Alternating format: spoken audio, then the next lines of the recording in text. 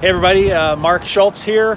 I am now live here at Boeing Field at the Museum of Flight, and we're going to do a little bit of a live session, and we're going to do a walk around. I got a 787 airplane behind me right now.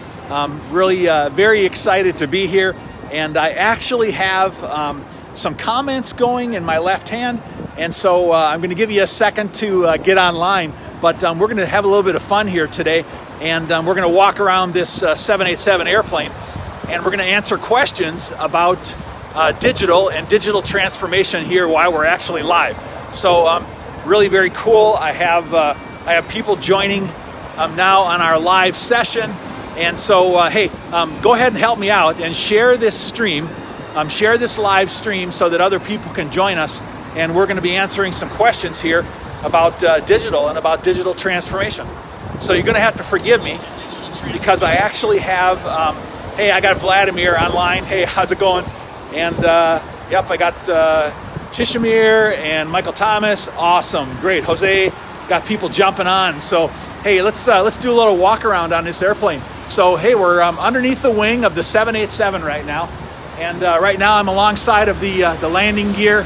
You know, really a pretty amazing airplane. You know, if I had to call out the airplanes that were my favorite, definitely I think the 787 would be my favorite. Yeah, I got my good friend Darko Todorovic online. He just joined us. Hi, Darko. And Darko and I did some interviews last week. He's with Unisys Travel and Transportation, and it's really cool because they got some really great stuff going on. There's new software that they're doing. It's really helping airlines in passenger reservation systems. And so I got a lot of people joining. I got Vladimir joining, and I got Andrew Schmidt. Hey, Andrew, how you doing? Good to see you. And right now we're just walking around the airplane here, and going to have a little bit of a discussion. I really like for you, if you would, to ask me some questions, and we're going to talk about digital transformation here. I'm standing right now next to this amazing GE90 engine, and it's really a very efficient engine, and it's really made a huge difference in the success of the 787 airplane. And you know, a little bit about myself is, for those of you that know me, I used to work at Boeing, and I did entry into service of the 787 was one of the things that I did. It was one of my activities that I did, and it was really pretty cool because I was involved in IT and a lot of the enabling parts of the aircraft and some of the ground systems, and it was really very exciting to be able to be part of bringing the 787 into service, you know, for different companies. And so let's have a little bit of a discussion here today. Help me out, share this feed so we get other people online, and I really want to give a good shout out to LinkedIn for giving me access to LinkedIn Live, because it really has enabled me to be able to increase our availability and awareness of what we're doing within digital transformation out there in the industry, and to talk to people about what they can do in their businesses to be able to implement digital. All right, so let's talk a little bit about this 787 airplane. All right, so 787 is an aircraft which has a tremendous amount of digital capability. And the different systems that they have a lot of data that's coming off of the airplane. And so one of the opportunities that we have is to be able to leverage the data on the airplane and to be able to do a lot of data and analytics, all right? And one of my good friends and business associates is Larry Little, and he ran the Toolbox organization for quite a few years at Boeing. And he and I worked together, and he gave me a quote this morning when I talked to him. And his quote was, "The right information at the right place at the right time." And so if you wanted to look at what is one of the most important things in success of digital transformation, which is paperless operations and having the right information, if you want to have the right information at the right place at the right time, then what you're looking at having systems which enable you to be able to work on these airplanes, you know, to be able to work on these engines and to be able to work on these aircraft and have the data that you need really at the right place at the right time. And so, you know, having some of the mobile devices and having connectivity in the cockpit and actually being able to do troubleshooting. So So maybe actually having the TSM and having connections to the online systems. So so this is really great. All right. So I got a question here from my friend Andy Schmidt, and he says, what do you think of conversational AI and next-gen digital assistants? All right. So listen, one of the things that is really extremely important to us as we're going forward is data and analytics. And if you take a look at aircraft like this and the amount of data that's coming off, we're really only using a very small fraction of data coming off of the airplanes. And so analytics really happening in real time and enabling us to be able to determine the health of an aircraft and looking at fault codes and being able to provide that information, down to the ground and to people operating the aircraft really are making a difference in the ability to operate aircraft more efficiently. So, look at fuel efficiency, and you look at, airplane health management, and you look at like the 787 and the A350, both are aircraft which have a tremendous amount of capability really in providing data and doing analytics. And so one of the major areas that we need to be looking at for digital transformation is really looking at data and analytics. And General Electric, I was on the phone yesterday with a good friend of mine with GE Aviation, and he was telling me about all the data and analytics that they're doing right now with GE Aviation, and they're really doing great. He works for, it's actually my friend Rick Greathouse, and he worked for AirVault for many years until they were acquired by GE Aviation. And GE is doing some great things, really with the engines and with other parts on the aircraft, really. And engines is really one of the areas where we've had a tremendous amount of advancements over the years. I mean, look at the reliability of engines and the in-flight shutdowns. It just doesn't hardly even happen anymore because of the way that we have worked together to be able to provide such good insight and data and analytics from the aircraft. So, hey, listen, I got quite a few people online right now, which is really great. And I wanted to ask you to share this stream, number one. And number two, if you would submit some additional questions, I really appreciate it. I see Larry answered one of the questions with me. And so you can take a look at the comments and you can see, some of the information. And, hey, if anybody online has any great comments that they wanted to make about questions that are being asked, I really would appreciate it if you would just join the conversation, as part of this. Because let me just say that one of the things that I always say is that digital transformation is really all about leveraging of people, all right, and leveraging of knowledge really within the industry. And so one of the things that we need to do is we need to help one another and share our knowledge to be able to create success. And so it's really through the shared knowledge that we're able to create really additional synergies of knowledge and to be able to help one another really to be successful. So let's see, Andy again is communicating with Larry, which is really super awesome. And I wanted to invite you to be able to do that. But hey, let's do a little walk around on this airplane here while we got some questions continuing to come in. So you guys see I'm standing next to the GE90 engine here, and it's really a very beautiful airplane. A little bit noisy because I'm standing alongside the airport right now, and we got some aircraft sitting over here at Boeing Field. And one of the things that I'm going to do in another broadcast one day is we'll have a little bit of a discussion about the 737 MAX and what we know about the 737. And one of the things is just down the road here from me, a lot of those 737s are actually still sitting. They're waiting, ready, to be able to go back into the air again. And let's see, I got Rose joining online. We got Rose there. Great, Rose. Glad to have you online. And so let's see what we got here. Let's see if we have any other questions. So let's talk a little bit about having the right information at the right place, really at the right time. And that's what my friend Larry keeps telling me is really so important. And what that really means is that when we have mobile devices, hey, listen, I'm actually out in the field on a mobile device right now talking to you as I'm walking around the airplane. And so, where in the world could we in the past have access to really such technology which gave us the ability to be so efficient? Is that we can be out in the field and we can actually communicate and we can actually have mobile devices and data available at the right place at the right time. So if you look at this, as if I was a mechanic out here in the field and I'm working on this aircraft, and I needed to have data available to me to be able to work on this GE90 engine.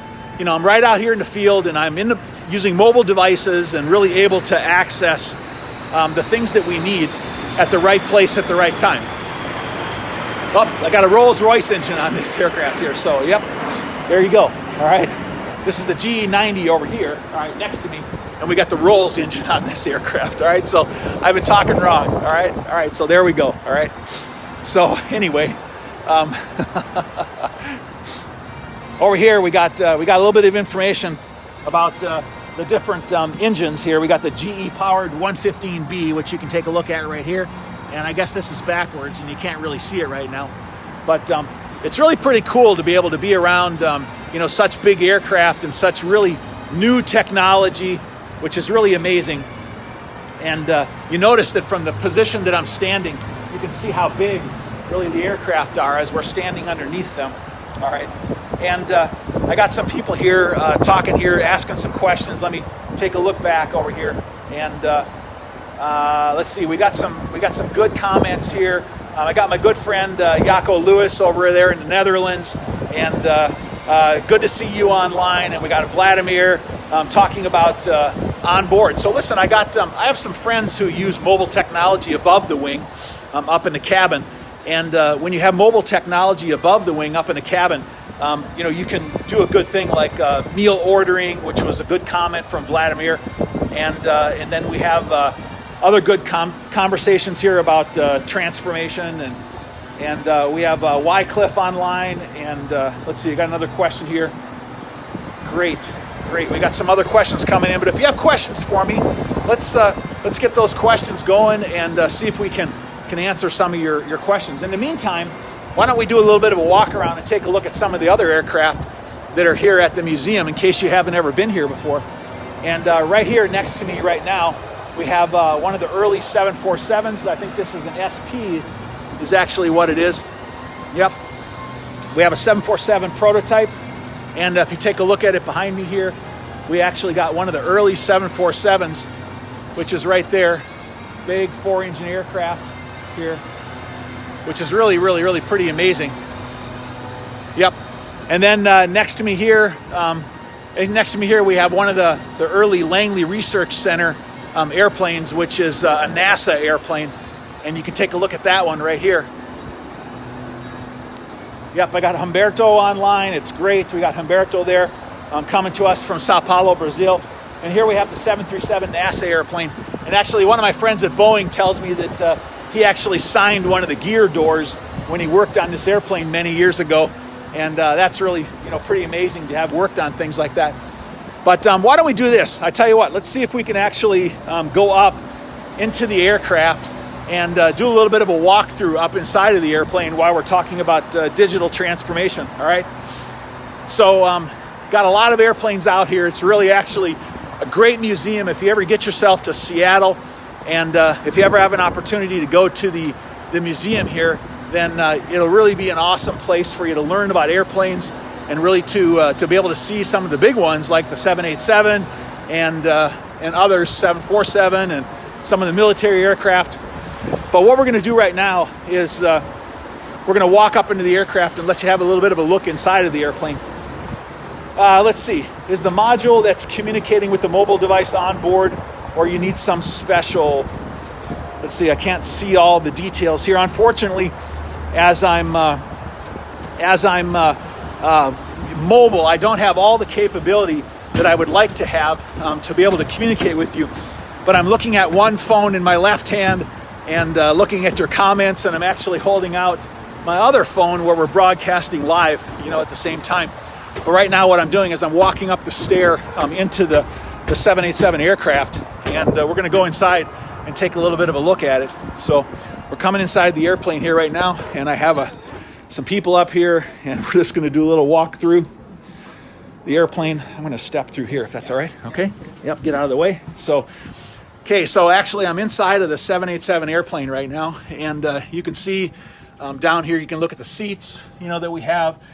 And one of the amazing things that I learned about this airplane that I really liked in the beginning was I liked a lot of the new technology. And so For example, the windows, they have electrostatic windows, and the window shades actually turn dark electronically, which is really a pretty cool feature on this airplane. And one of the other really neat things about this airplane is that the size of the windows was designed so that every passenger would be able to see outside. And if you take a look at the height of the windows, you can see that pretty much everybody sitting here can actually look out of the windows as they're sitting in the airplane. And then there's a few other really amazing features of this airplane, like the pressurization. The aircraft actually has higher pressurization because of the composite construction of the aircraft, which enables you to have a more comfortable flight. And actually it has additional humidity. It has higher humidity in the aircraft, which it makes it more comfortable for traveling in the airplane for long distances or long periods of time. So let's see. We got a few more questions here right now. Let's see. MRO 2019 London. Mechanics' biggest challenges coming in. We need to rethink current processes. So I have a good consultant friend of mine, Jaco Lewis, who said we really need to think about processes and what we're doing to be able to maintain and support these airplanes. And that's really what digital transformation is all about. A lot of times people think that digital is really all about applying of new technology, but really digital transformation and the use of paperless technology really is a rethinking of our businesses and our key performance indicators and the processes that we use in order to be able to create success, and then enabling us to do a better job of applying technology in order to improve our processes. But it's a combination of people, processes, and technology, which really results in the total transformation. Let's see, let's take a look at other. What about, Jose is asking me about data exchange standards. And so, yeah, one of the things that's really important is over the years, so I was involved in some of the ATA working groups over the years, and looking at data standards and how we would do a better job of exchanging data. So that's really an important part of being able to do a good job of digital and accessing of digital, is having data exchange standards. And so as we continue to move forward and we do data and analytics, we also need to look at how do we improve our data standards and how do we do a better job of exchanging, but that's really an important part. Let's see, other questions. Okay. So somebody asked me if I knew anything about fog occurring in the windows, and I really don't know anything about that. I did see one time that had a little bit of a crack in the electrostatics. That wasn't a crack in the window. It actually just let light come through, which wasn't a serious problem. That just they did some corrections to that to fix it. Now we're walking out of the airplane. If you take a look, I'm up here on top of the wing right now, and you can see outside now and see the aircraft from the top side up here, all the way up to the tail. It's really a beautiful, really massive, kind of an airplane. So let's see, we got some additional questions really that are going on.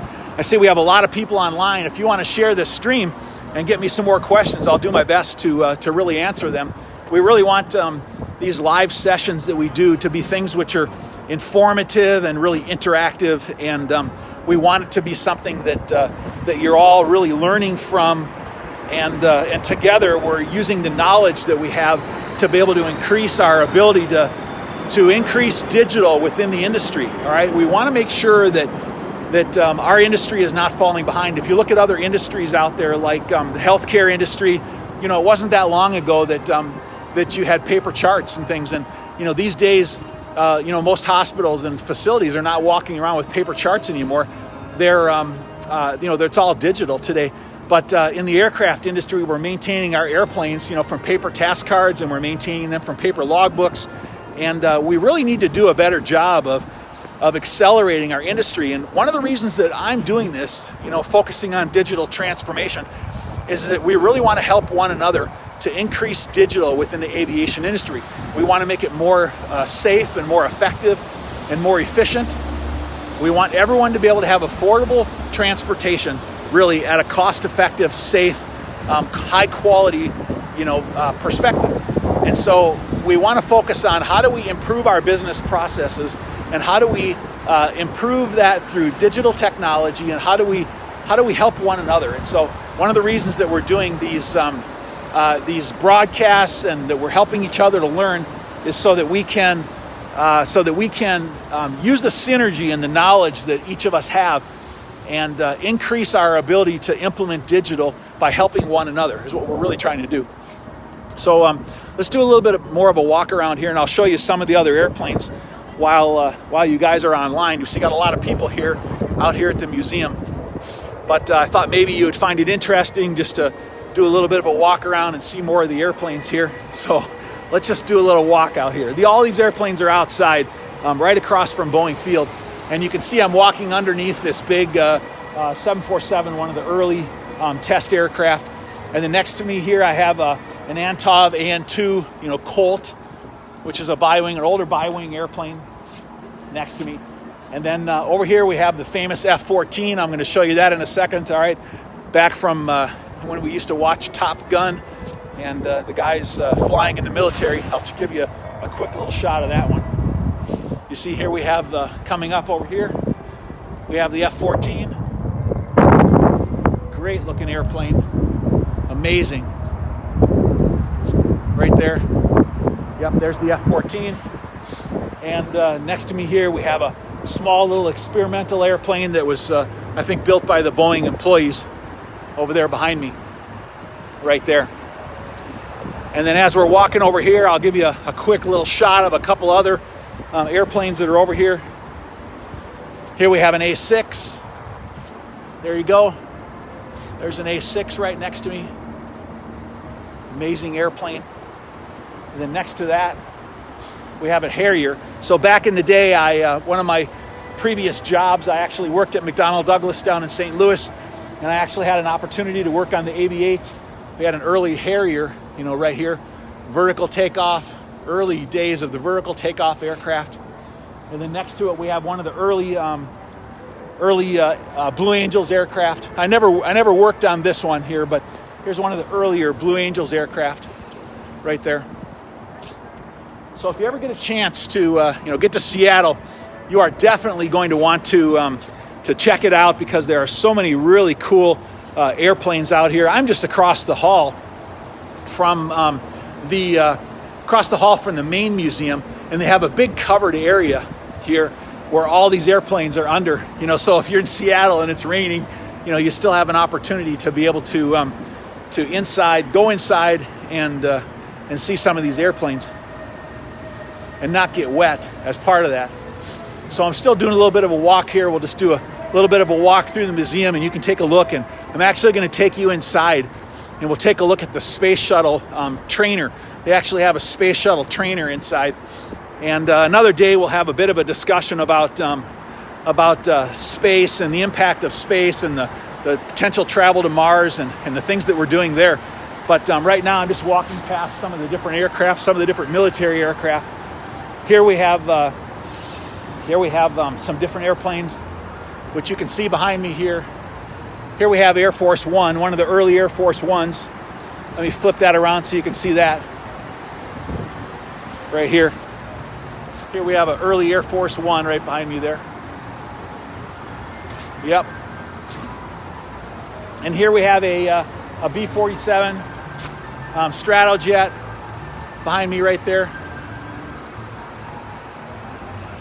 All these different great airplanes. If you ever have a chance to get out here, here's a B-29. There's a B-29 next to me right here right now. So you take a look at that one. There's a lot of great airplanes out here at the museum. And so if you get out to Seattle, you're definitely going to want to do that.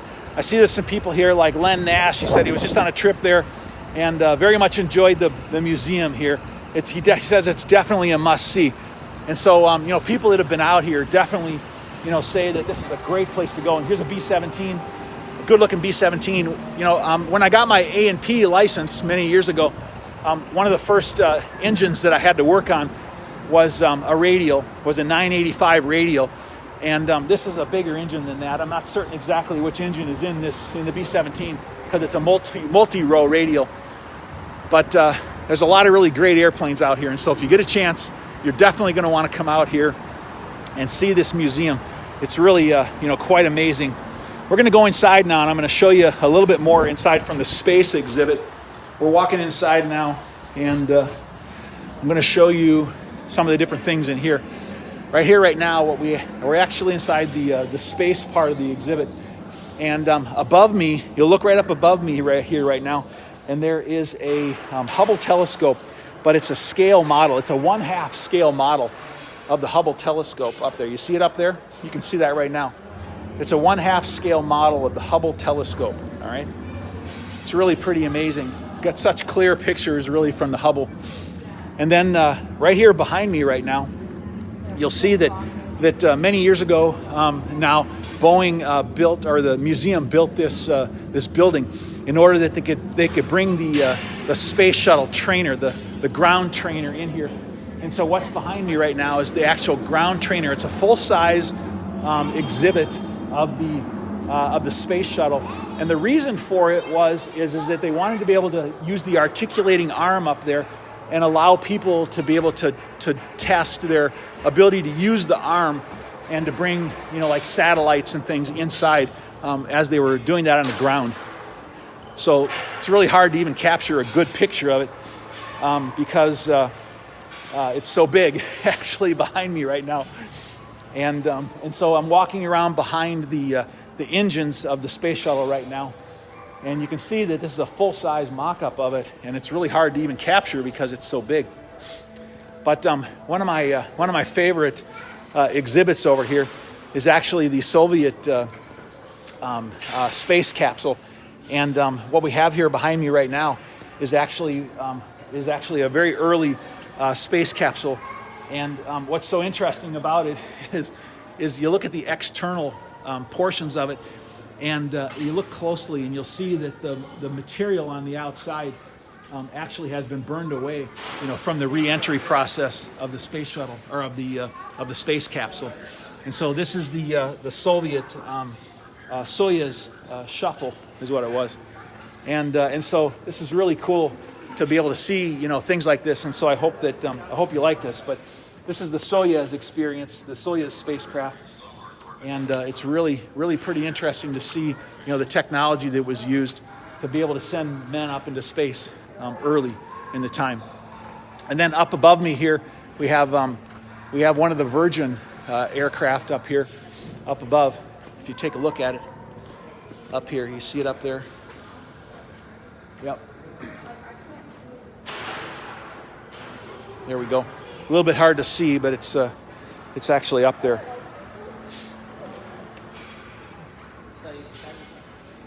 Yep, so there's really a lot of interesting things. And so so definitely, if you are out here in Seattle, you are definitely going to want to come to the museum because there's so many really very interesting things to see here at the museum. And like I said, one of the things that we'll do on another broadcast in the future is we will actually have a little bit more information about what's happening with the current space race in the United States and what different companies are doing and how things are really progressing. We'll talk a bit about SpaceX and Boeing and NASA and about Virgin and about all the different companies that are really chasing that right now. So really for today, I really wanted to thank you for joining this live broadcast, and I hope you enjoyed being able to see around the museum and all the really very interesting things that were really here around the museum. And again, I wanted to just tell you is you can go ahead and share this live broadcast, and other people will be able to see it, and we'll be able to learn from some of the things that we saw. And the other thing I wanted to do is I wanted to quickly invite you is that tomorrow, roughly 22 hours from now, we're going to have a webinar which you have the opportunity to be able to join, and you can learn about electronic records and paperless implementation within the United States and some of the new federal directives that have come out regarding that. And so if you want to register for the webinar, you can go to webinar.digitalaircraft.org. That's webinar.digitalaircraft.org. And I noticed this morning that we're almost full, and so you're going to want to register right away because there's a limited number of seats and there's only a few left right now. And so if you want to jump on our webinar tomorrow, it's webinar.digitalaircraft.org. And I want to thank you today for joining in this live broadcast, and I'm looking forward to being able to communicate with you again in the future. And so as I end all my broadcasts, I'll tell you today, fair winds and following seas to you, and have a great day. Bye.